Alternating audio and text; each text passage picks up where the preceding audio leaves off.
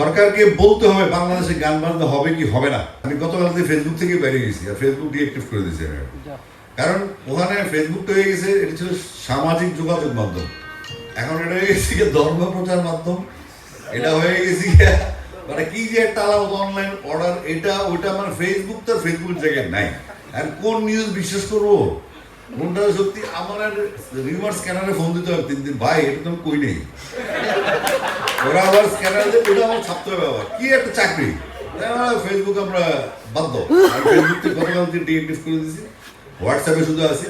কেন বলি, আমরা যদি বিভ্রান্ত হয়ে যাই নিজেরা, এখানে সব ইয়াং ব্লাড, ইয়াং ছেলে পেলে, হয়তো 25 থেকে 35 মতো বয়স, কারো 40 হবে, তো এখান থেকে কিন্তু খবরটা যাবে সারা দেশে, তাই না?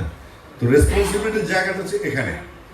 এখান থেকে যদি আমরা সলিড বা কংক্রিট না থাকি, এই যে আমাদের ওই দিন কিশোরগঞ্জের কোথায় যেন কনসার্ট বন্ধ হয়ে গেল, ব্রাউনবাড়িয়া একটা ঝামেলা হলো পুলিশ লাইনে, এগুলো অনাকাঙ্ক্ষিত। সরকারকে ইমিডিয়েট সরকারকে বলতে হবে বাংলাদেশে গান বাজনা হবে কি হবে না।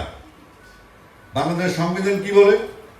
নাহলে বাংলাদেশ ঢুকান যে নিষিদ্ধ, আমরা চলে যাই বিদেশে, অসুবিধা নেই।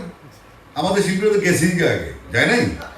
ম্যাক্সিমাম তো বিদেশি আছে, জ্যাকসনের সেগুলো বাড়ি খায়, একটার সাথে একটা বাড়ি খায়। আপনি ভার্জিনিয়া গেলে শিল্পী একটা বাড়ি খায়, মানে মুশকিল আছে। এখন তো সব গেলে রইলাম আমি, এই কাপ কাপ করতে করতে আমার ক্যারিয়ার বরবাদ। না আমি না ঘরকা না ঘাটকা, কিন্তু আমি তো কথা বন্ধ রাখবো না, তাই না? এটা সম্ভব না।